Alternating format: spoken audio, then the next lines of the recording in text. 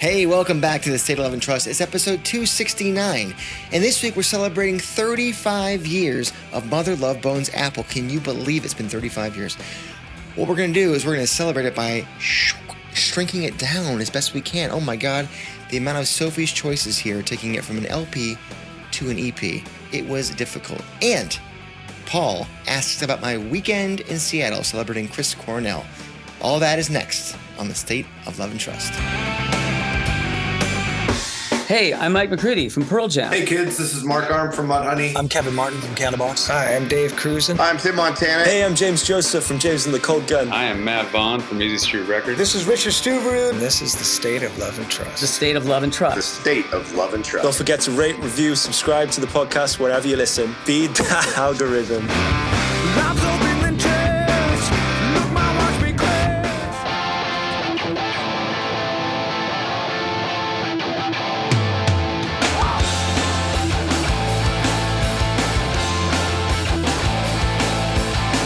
Welcome, everybody, to another episode of The State of Love and Trust. It's a Pearl Jam podcast, and I'm one of your two hosts, Jason Kerepesi, and alongside me, as always, is... Paul Ghiglieri. All right, let's roll, baby. Let's do it. We eased Let's take in a last bite, week. a bite out of the apple today. What do you Oh, say? my God. The people already know what the episode is about, but they love your allusions and teases anyway. That's what they come here for. They come here for your segues. Segues and teasers.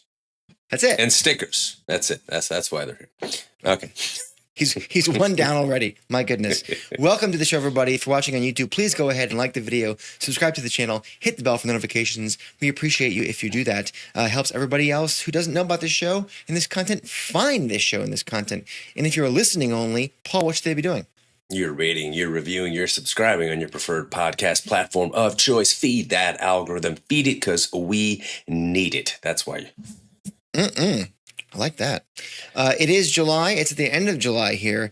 And I'd be remiss if I didn't mention our fundraiser, and that is for the World Central Kitchen. So send them your money. They need it more than anybody else. They're doing great work around the world.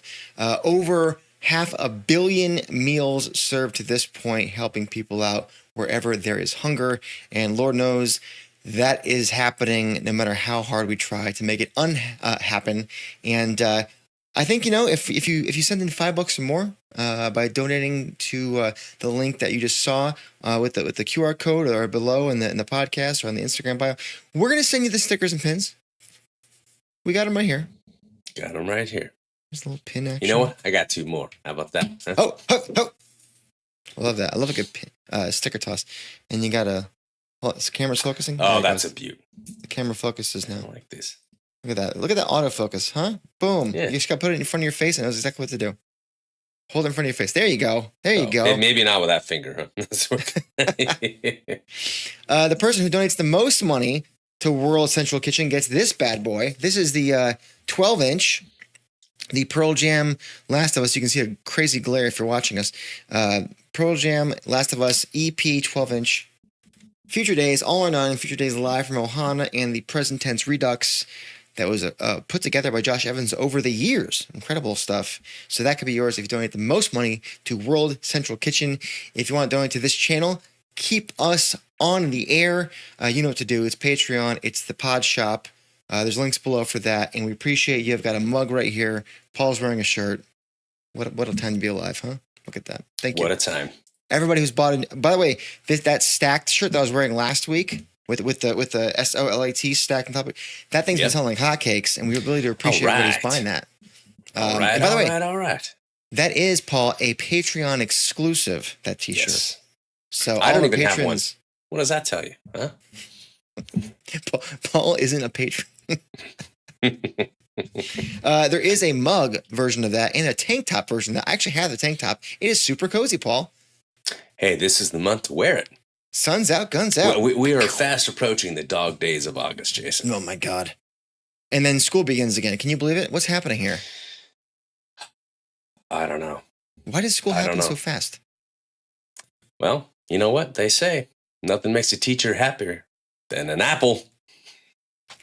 Paul is just trying to get to the main bit here. By the way, I failed to mention, every month we give something away to the patrons, a random patron. This month it's the 90 original box set from the first quarter of the year. That's Andy Wood specific. It's all Andy Wood. So there's a book in there, there's stickers, there's newspaper clippings, all this kind of stuff. 90 original. We love 90 and we love Andy. And wouldn't you know it, the reason why it's the giveaway for patrons of this month is because of today's show. If you couldn't already tell by the banner up there. It is, or it was just a couple of weeks ago, the 35th anniversary of the Soul LP from Mother Love Bone, Apple. And Paul, we're going to talk about that today, aren't we? We sure are. Going to take a big old bite out of it. You ready to roll? Or you know what? Let's not take a bite out of that yet. Look at me pumping the brakes. You, sir, were out of town this weekend, weren't you? Yes. I got back from Seattle a couple days ago. Let's talk about that trip up yonder, up north yonder. How was the foray into the Great Northwest? Well, it was. I was there to, in part, celebrate Chris Cornell. It was his birthday on the 20th, and Anita, a friend of the show, friend in real life, Anita from 90 The Original, had set up a kind of a weekend of events to help celebrate Chris. There was a kind of like a music video / live performance / interview collage that she put together of Chris over the years across multiple bands, solo stuff that aired at the Mopop Theater. How cool is that? That was happening all weekend long. And then on Sunday night, we had a concert by, just kidding. On Sunday, we had a Q&A and a listening party. The listening party was Euphoria Morning, which is Chris's first solo record that came out in 1999. We did that at Easy Street Records. And then we had Alan Johannes talk to Anita and take questions from the audience about the making of that record because he co-produced it. Aside from being a great musician himself, solo records, the band 11 with Jack Irons, yada, yada, yada, Queens of the Stone Age, the list goes on. He actually did a show at Sleight of Hand Cellars in Sodo, which is south part of town, on Saturday night with a trio of his. I'm going to pull some images up on the screen right now so you guys can see.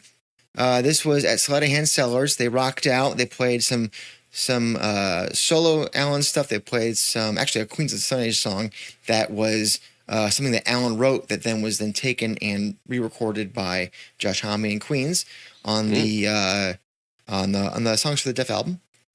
And it was a great time. And here's the guys afterwards saying thank you, everybody. So that was really cool. But earlier in the day, Paul, we were at the famed London Bridge studio in Shoreline, Washington, just a few miles north of Seattle. And for anybody who is somehow unaware of this, many a record, Paul, have been recorded there.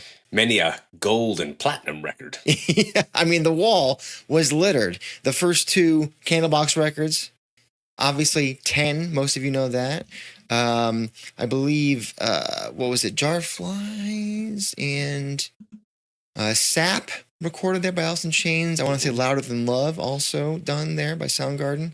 And Temple of the Dog was done there as well in the winter of 1990. And wouldn't you know tell it, me you belted out I'm Going Hungry on that mic while you had it in front of you. You know, Paul, it's times like these that you really want to have visuals.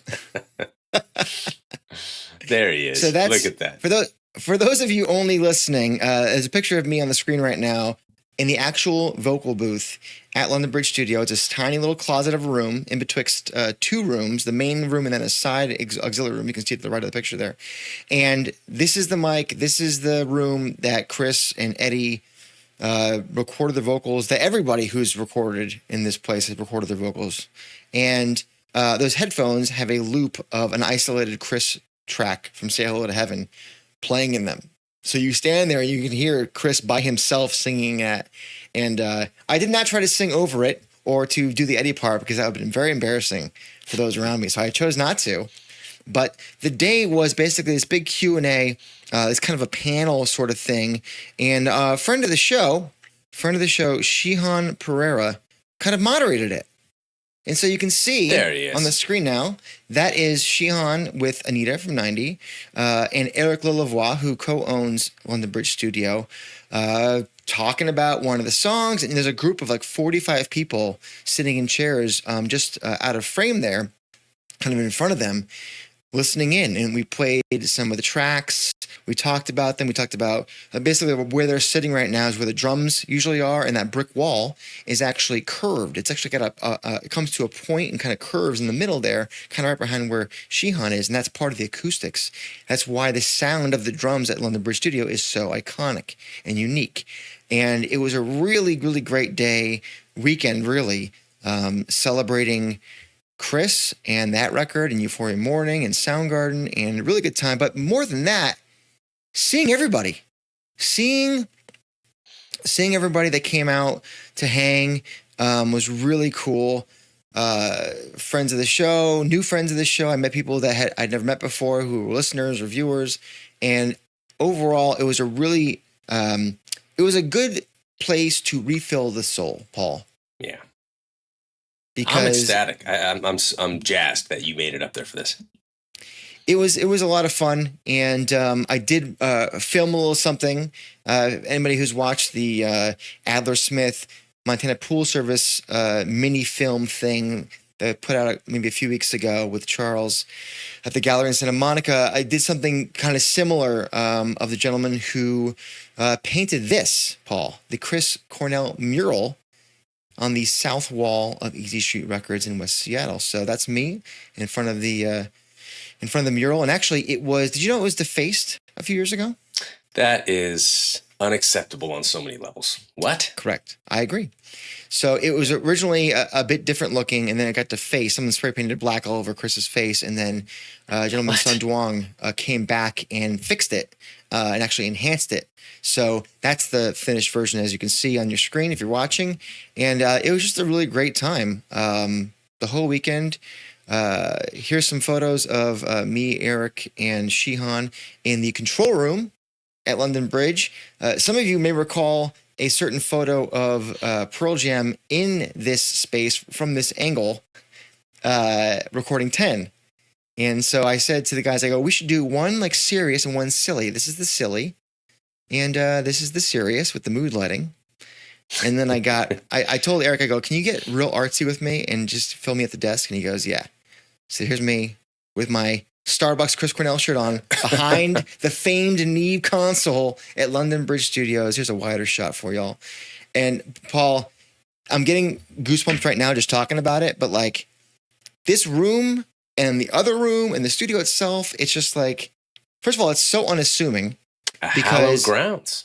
Dude, it's you literally, we pull up, I drove up with Shihan, we pull up, and it's basically behind, it's at the back of some nondescript building adjacent to a strip mall. And you just pull up this driveway, you drive like 70 yards, and all of a sudden it's like, where is it? Oh, it's right there. That random ass door? Yeah. And you walk in, and it's platinum and gold records on the walls. And not much has changed. And the piece de resistance, Paul, was the piano that's on so many recordings, including Black and including Chloe Dancer, remains. Beautiful. And I don't want to hurt anybody's ears, but I did this. How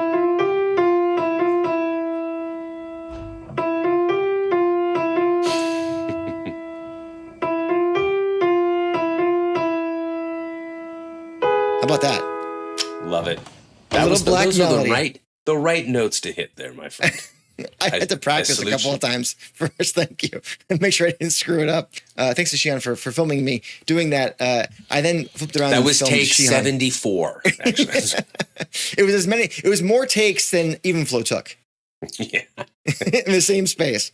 Shihan proceeded to play Chloe Dancer because he can play. And I don't know if anybody out there watched, we did a live stream of portions of that Q&A, that panel at London Bridge. And one of those live streams featured Eric going out to the piano and actually playing Times of Trouble.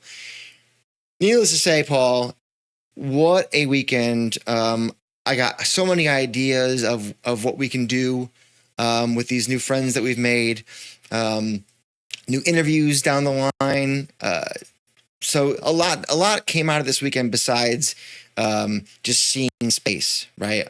It was seeing the people and getting some new, some good juju for new episodes, new content for everybody out there. So I hope that we don't disappoint you coming down the pike here, but we got some cool stuff coming, I think, and it was a great weekend to celebrate Chris and the area at large. Very cool. I'm speechless. I don't know what to say. So whether you're listening or whether you're viewing, I hope there's a great level of appreciation for that experience, and hopefully, we'll continue to hear wonderful recordings coming out of that space. Absolutely. As we move forward. So. Oh, and one last thing. I don't know if anybody out there knows who Seattle Batman is, but his name is Sean Abramson, and he is probably the premier Pearl Jam collector. He literally has a 5,000 square foot, you can't really call it a shed because it's bigger than that. It's basically a giant ass garage that he has converted into a museum filled with photos and pics and drum heads and an actual Dave Abruzzese kit and flags and signed guitars. And then, oh, by the way, every single gig poster Pearl Jam has ever put out. Including your Hartford? Including my Hartford. Oh, boy. Look at that. On cue. I've never been closer, Paul. Yeah. And you never will be. No, I'm kidding. Hey, you know what? One day the gods will smile upon me, and I'll come upon... And you will be given the opportunity to take out a second mortgage for that poster. Exactly. I will sleep with that poster. That room that I'm in with that next to the Pearl Jam Hartford 98 poster is the earliest poster through 98, and then he has two hallways that are also chronological. Also has all the Eddie posters as well. So it's weird to see all of them up close and personal, kind of Tetris on the wall. But it's just the amount of memories and it all comes flooding back.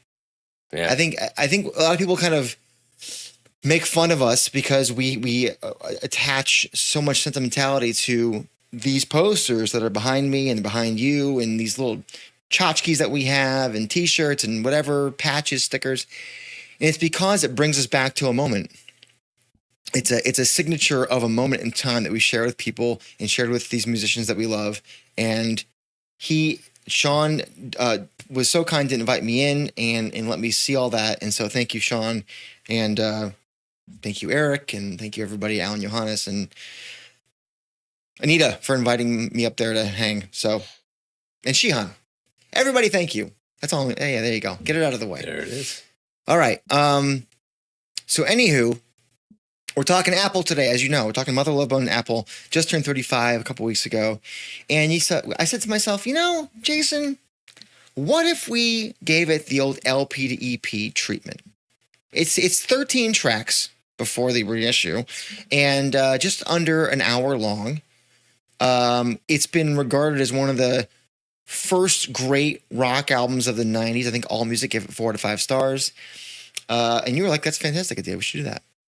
Yeah, I'm all on board with it. How many songs did you end up with? I want to say 6. Yeah, I'm at 6 too. 1, 2, 3, 4, 5, 6. Yes. Right. So let's see if we are simpatico on. I imagine a few of these are probably going to be repeats because some of them are just absolute gems. But the order and maybe some other of the deeper cuts. Let's see what we got. So, all right. Do you want to lead us off with your first one? So I think when you're doing an exercise like this, I think you have to kind of consider which songs do you choose? How do you highlight the ones that really pack an impact, that are representative? I think musically, they're essential tracks in a lot of ways, but they capture Mother Love Bone's glam grunge spirit, but also that special enigmatic quality. Did I just use the word enigma? Resignate? Resignate. Good Lord. That was Andrew Wood's lyricism. So Apple, as a record, it was a special record, I think, because you had that that Zeppelin era style of rock and roll that really defines so much of what Pearl Jam was about in its early stages. But at the same time, there was that rough kind of Seattle grunge, and there was that glam element to it as well, because it was on the heels of what had been the end of the hair metal era, right? So Yeah. how do you pick 5 or 6 songs off of this record that you think represent all of that best? I'm going to begin with the actual opening of the record. This is Shangri-La, Stone Gossard pen tune. So this, to me, I thought was a really strong opener for an LP, and I think it does a fantastic job opening up an EP. It's got a beautiful, perfect kind of like delayed fade in that really kind of helps us get the record going. And it's aggressive, it's upbeat. There's a ton of just pizzazz and swagger to the song. I think, especially with that opening, like, from Andy, it just kind of introduces his personality, who he is as a front man. I think it sets the tone for the record on a lot of levels. I think it does that both musically, obviously, as a grunge rock record, but I think it does so thematically too, in a lot of ways. This idea that this is Shangri-La. Talk about a bookend. I mean, it's a beautiful couplet when you take this song and you pair it with a song like "Scared of Fear," and you think about the relationship thematically, that those two songs have with each other. But as an opening to this EP, going with "This is Shangri-La," and just a heavy riff to open things up. I think it gives you the insight into that flamboyance that was Andy Wood, and I think that has to be front and center. And again, it's that fusion or marriage, if you will, of glam and grunge. And I just think it's the perfect way to open the LP, and consequently just as perfect for the EP. Yeah, I don't disagree. In fact, I also have it opening my EP. I think it's a great opening. It's a great introduction to the band and the album. I think you said it best, where it combines grunge and glam. And I think it's right out front with who Andy was. He's a rock star, here to entertain you. And I want to focus on some lyrics here. Because love is all good people need, and music sets the sick ones free. Without love, no one ever grows. Nothing will ever sing, because this is Shangri-La. Yeah. Andy, this is exactly what seeing live music is. It's everything, and you knew it. You knew it, my friend. It's healing. It's cathartic. It's church. How many times have we said this going to a Pearl Jam show? It's church. It feels like you're with your people, right? Your tribe, as it were. And all you cared about, Andy, was about making people feel great in the time that you were on that stage. And I'll be honest, too, this might be my favorite song musically on the record. Yeah, that's a compelling argument. It pairs so well with Andy's vocal delivery, the ups and the downs, the confidence, and how concise the movements are. Not to mention, how about Bruce Fairweather putting on a clinic with the lead guitar after that first chorus? Holy shit. And of course, you can't ignore Jeff and Stone absolutely murdering the groove with Greg Gilmore on the drums. Love that. It's an excellent, excellent way to start. So I'm going to keep it, like I said, as the opener for my Apple EP. So me and you on the same track so far. Will we continue to be on the same track? What's your number 2? I don't know. My number 2 is Stardog Champion. So I'm sticking with the Stone Gossard songs here to open this thing up. It's I mean, look, we started off big, we go even bigger here. We go anthemic. I'm all about these riff heavy rockers to open things up. This is a stadium anthem, if there ever was one from this band, obviously with, filtered through that Seattle lens, if you will. And I think in a lot of ways, as explosive as the song is, I think it musically is mission statement representative. So I think it's a perfect marriage of that ambition, that swagger, but it's also representative of the band's ability to elevate itself beyond that. And it does so by being authentic in the way that it presents itself as a rock song. You hear a song like Stardog Champion and it feels anthemic, obviously. And I said earlier that it was musically thematic. And I think it's thematic in the sense that if you remove it from these 5 or 6 tracks, you can take what's left over and you can really tighten that mood, right? You can keep the focus on something that's more intimate and more evocative in a lot of ways. But I think for me, it just sacrifices too much without this song included. So I think it's an essential song for an EP just as much as it was for the LP. So I cannot imagine paring this down to 5 or 6 songs and not having Stardog Champion as one of those. Yeah. I mean, I believe it was the lead single, was it not, off the record? So the band agreed that it was worth having a spotlight put on it. And I agree, and I'm with you. Stardog Champion stays in the 2-hole for me as well. I think the song both rocks, and I think it also talks to the complexity of life. I mean, Andy feels he's a winner simply because he's made it this far on his own terms. And I think he also articulates what it means to escape what he doesn't like about his life to make it for himself. He talks about resentment for his parents and how the innocence of youth kind of gives way to the harsh realities of adulthood that, they often include not so great things, betrayal, selfishness, et cetera, et cetera. Yeah. And I think this song is great because it adds more thematic dimension to a curious and mysterious singer that is Andy Wood. He tells us that he's here to make you feel good in Shangri-La, that it's his calling to do so. And now you know why. He's escaping a past, he's forging his own future, and he's doing it as the most confident version of himself because he's doing it the way he wants to do it. And I love that. Great choice. All right, we're still in lockstep. I think I think we deviate right here. We might. What's it going to be? I am sticking with the Stone Gossard song. Opening 3 tracks, all Stone, Bone China for me. Okay. So this for me, I mean, this song packs a punch in a lot of ways, but very different than Stardog Champion. When you listen to Bone China, it has that mystical bluesy quality that's reminiscent of what a lot of Led Zeppelin used to do and some latter era Beatles songs. It's darker, obviously, than the previous 2 tracks. It's haunting in its delivery on a lot of levels. And there's a lot of metaphor, obviously. It's moody, and I think that's okay because I think this is a part of Mother Love Bone that is, for me, a highlight of their music in a lot of ways. I think it shows a heavier, more serious side of the band. As fun and, the glam rock thing, I think the band really was at its peak. There's a pinnacle to their sound when you get songs like this. There's just more of a balance of like the lyrical and the melodic moments represented in a song like Bone China. And I feel like after opening with 2 strong, heavy tracks, bringing it down a notch, this is the perfect one to do it with.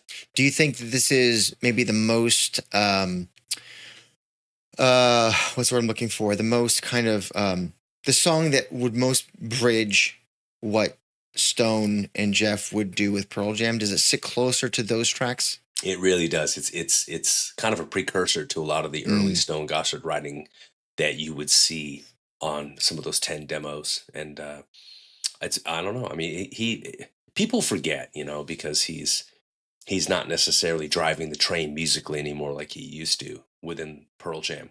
I mean, this guy was a force to be reckoned with. He really, really was. I mean, when you just think about, you don't have to tell Pete about that. Pete will tell you right now. Exactly. Patron Pete. Patron he Pete, rings that stone bell every day, multiple times. As he ding, should. Ding, ding, ding. As he should.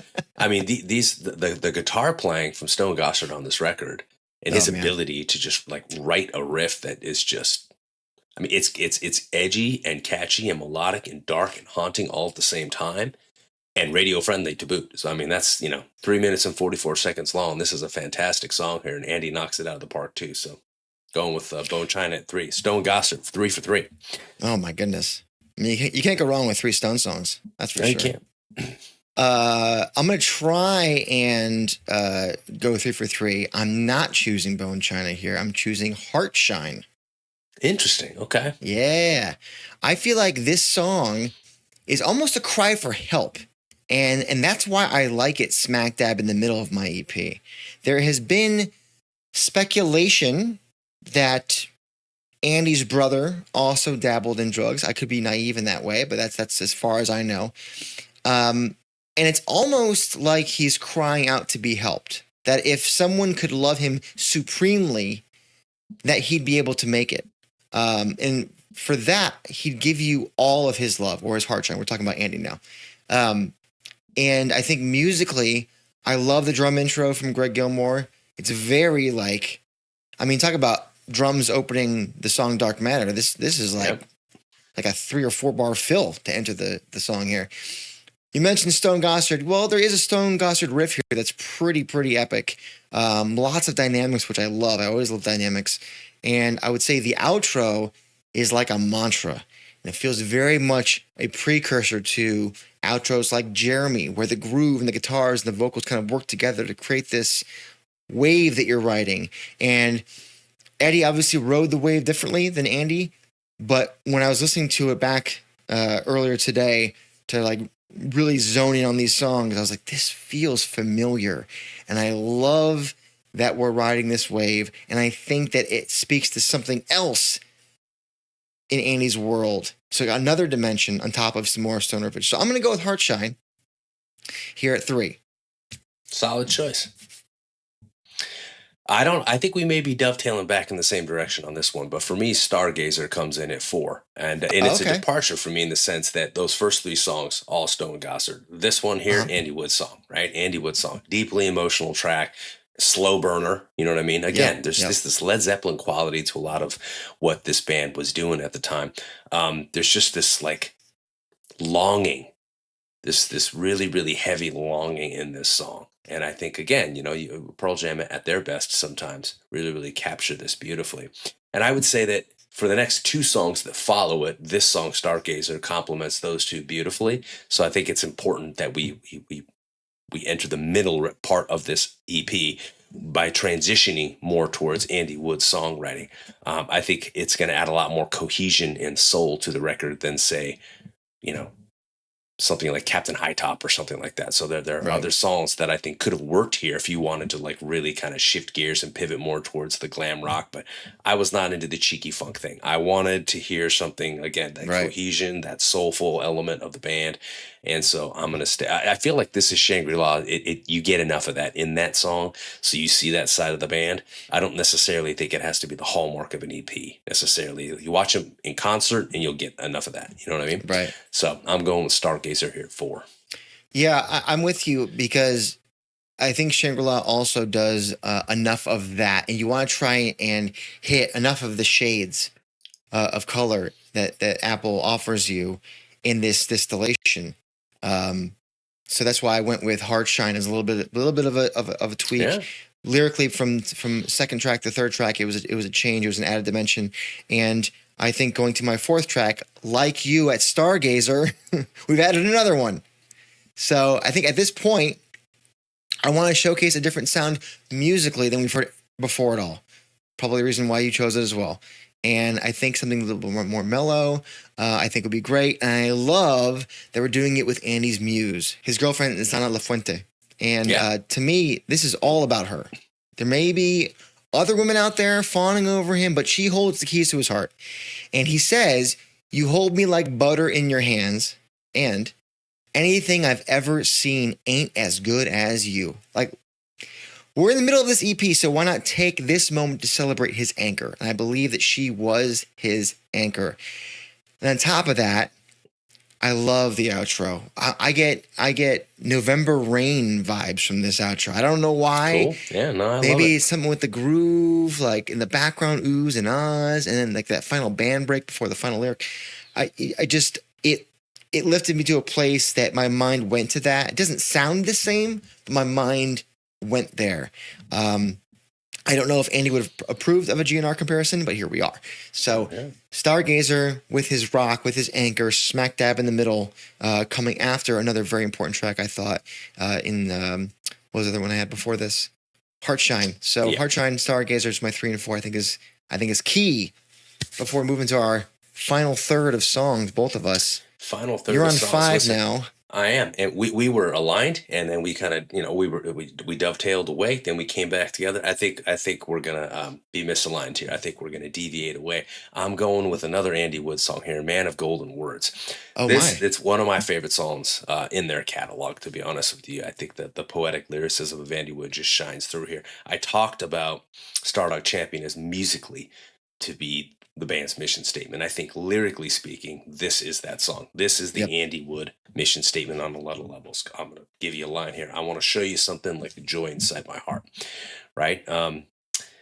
Music is the universal language he talks about on this song. It's just the kind of song that I think in a strange, haunting way, almost serves as a eulogy to some degree. And it really, in a lot of ways, is like a mirror holding up the soul of this band.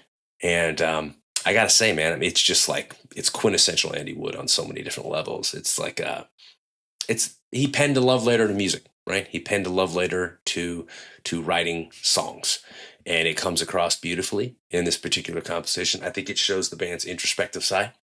I think it shows something a little different than the other tracks. It adds this lovely piano-laced texture to this EP that would be absent otherwise, because of course we don't have Chloe Dancer to work with, or do we? Yeah, we really don't. We don't think about it. Band made a conscious decision to separate Chloe and Crown of Thorns for Apple.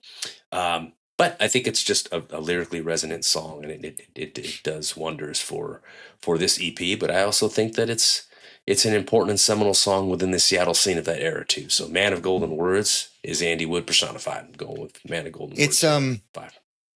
It's almost like a bookend to Shangri-La. Shangri-La, he's like, I am the avatar for a great time, feeling alive. Music is the reason why we feel alive. And let me go ahead and tell you why I love music so much later on in a more subdued, calmer Intimate way. Yeah. Intimate is a great word for you. It is also my fifth song.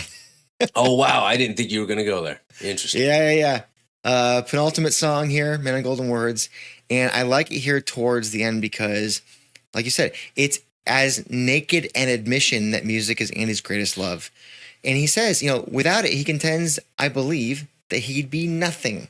And to me, maybe I'm wrong here, but to me, a man of golden words is someone who's sneaky, someone who lies, someone who tells everyone what they want to hear. And that's not Andy. He even asks if he could even be that, if it would be even possible, would he even exist?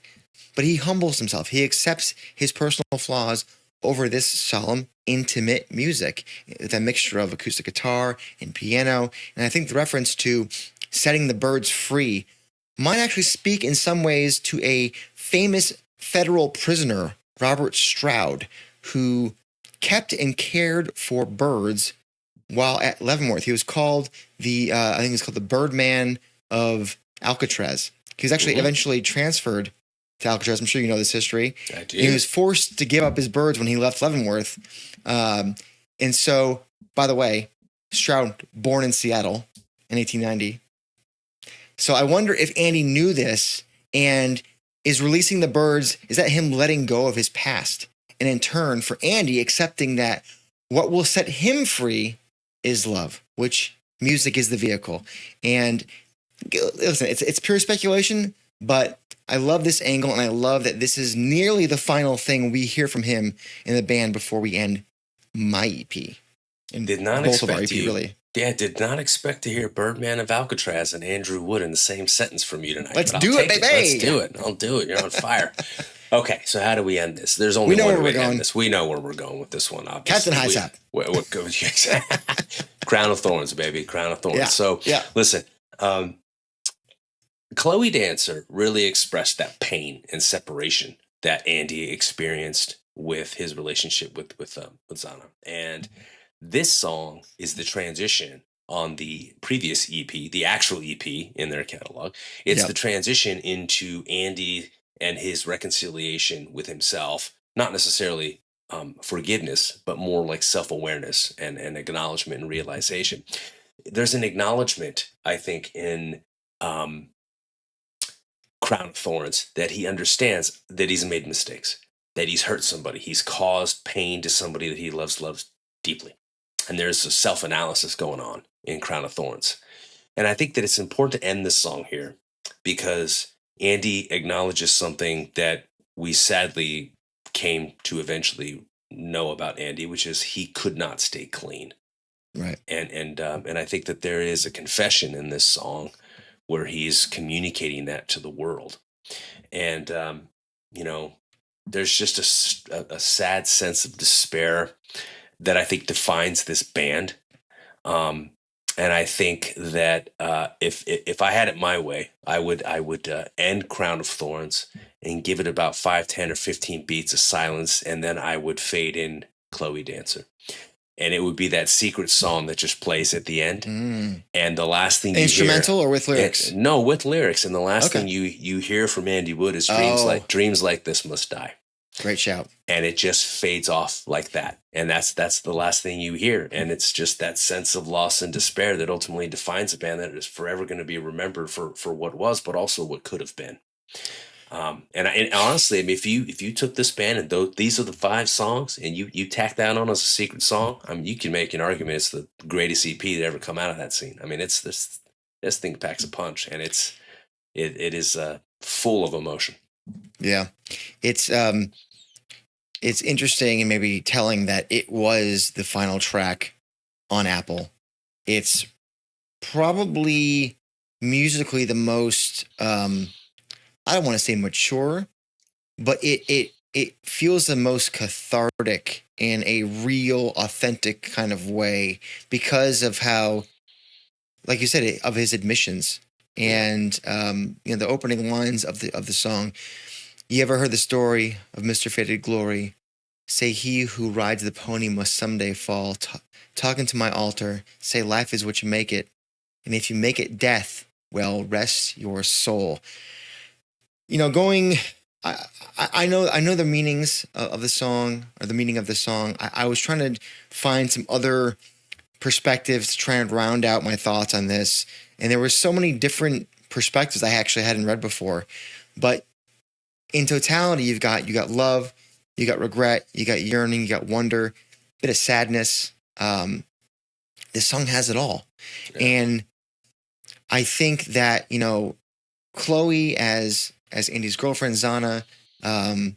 Maybe Chloe's also a metaphor for a dream Andy had. Some people think that, but I'm going to take the path that we think most of us recognize that you were talking about, and it's a story about someone who's lost almost everything, be it a successful career or the love of their life, and attempt to fill it with temporary fixes that always fail him. And that for Andy was drugs. Obviously, the stripper story makes sense too. And they say, never fall in love with a stripper, even if, in the case of the song, the subject actually has a short dalliance relationship with her, but it's fleeting. Everything is temporary. And it feels like there's some self-sabotage happening here. He says, this is my kind of love, the kind that moves on. Like he's not worthy of true love. And if you want to, go that drugs route that I think a lot of us go on with this song, well, then you had to choose between being able to afford the drugs or being able to continue to see Chloe. And in the end, he couldn't do the latter. He chose poorly. And he, in so doing, admits and maybe warns Chloe, who's a few years younger than him, as he says, to learn from his mistakes. And don't burn those bridges. Don't put yourself on an island like I did. It's so sad, but it's powerful. And I think Andy almost sacrificing himself or exposing his vulnerability in this song is why it's probably the most powerful Mother Love Bone song, and why Pearl Jam has covered it.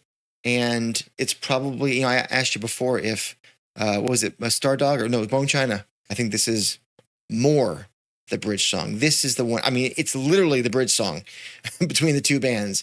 But the fact that it finishes the record and it's the most exposed, and it's the behind the curtain moment for the Wizard of Oz that he presents himself as Shangri-La. Yeah. And that's what a shame. What a shame. Yeah, no, it really is. Somebody may come back and say, hey, you know what? You guys, you totally missed the point on this one. You really should be doing something a little bit different.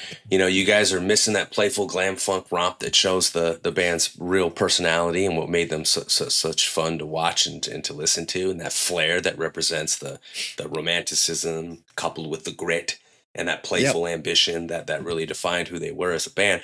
I would argue that what we've put together, more or less, because there's a lot of alignment here, I think it balances the kind of songs that you'd hear on the radio, the kinds of songs that would make you remember this EP, with those deeply emotional songs, the ones that ultimately reflect the depth, the mood, the emotional heft, if you will. Right. And I think it really sharpens the focus of their music in a way that really gets to the heart of what made Mother Love Bone who they were and that surrounding mystique of Malfunction having evolved into what they were. Right. And I think, you used vulnerability. I think it really highlights Andy's vulnerability and how that was colored with his poeticism and the grandeur and flair that was Andy Wood. So I think these are the 5 for me. It sounds like we're mostly in lockstep, 6. except for one song. 6, thank you. These are the 6 for the both of us, minus one difference, right? So Yeah. I think this is the closest we've ever come to having the same in one of these LP to EPs. Pretty wild. Yeah, it's interesting because I can see a bit of Eddie in him that's under the surface where he wants to really emote and showcase that side of him. But he's also a bit of the Freddie Mercury where he's a showman and he's, opulent in his stage presence. And you could really see, especially across these EPs, as we've distilled the record to probably its most dynamic and thorough collection of songs, I think it shows what the band could have been. There are shades and signs throughout these 13 tracks where you can see where they were going. You can see where they were, where they had been, who their influences are, but what could have been. Obviously, we saw what could have been with a different singer on 10, but what would Andy have done with those songs? What would he have brought to the table? Because a couple of these songs, like you said, were Andy Wood compositions. So, man, 35 years, Apple. And I love your shout for Chloe as a little secret track. Yeah, I think it'd be cool. Did you ever see that segment? It's available on YouTube where Nirvana's talking about Andy Wood and Malfunction. I'm sure I have. I don't recall it though. Yeah, off the top of my head. It's great. Kurt talks about first. You have Chris. He's talking about having gone to this particular show in Olympia, and Kurt says he was there and he was like sitting in the front row and he fell asleep in the chair, and then Andy comes and starts singing directly to him. And, Kurt mentions that he knew somebody that was at that show and was describing her recollection of what it was like to be there. And, Kurt's like, I felt like such a heel, but Andy was so cool about it, and it's just I think he called him Landrew, right? The love god or what Landrew, remember? Yeah, that was his thing. Yeah. So just a special talent and, it's gone too soon, as they say. Yeah. Well, we hope you enjoyed this trip to memory lane with, I would say, a sometimes forgotten record, but one shouldn't forget Apple. And put it on your playlist on your drive after this, maybe drive home, and then go ahead and put together an EP for yourself and let us know what it is. Please would love to know. That's it for this week, gang. I'll remind you again that we have the fundraiser for World Central Kitchen. We have Patreon. We have the Pod Shop. All links are below in the description of the pod, wherever you're listening or viewing. So go ahead and click on those things. We really do appreciate all of your assistance in all of those regards. And next week, we're going to be off as far as a new episode is concerned. There may be some sort of compilation thing if I can cobble something together. The next new episode will be in a couple of weeks. And we hope you come back for both of those. Right, Paul? Absolutely. We'll be here. In this chair. I'll be sitting here the entire time. That's it. That's all I do is sit in this chair. Maybe I'll play that guitar over there. From time to time. Yeah. I should go play mine. You should. Actually, I moved it over here, actually, now. Easy access. Are you going to play us off? No, I'm not going to play us off. One of these days, I will. God. I'm going to play the uke and then I'll grab the guitar. All right, gang. Thank you as always for listening or watching us, and we'll see you very soon. And until then, you've been watching or listening to The State of Love and Trust.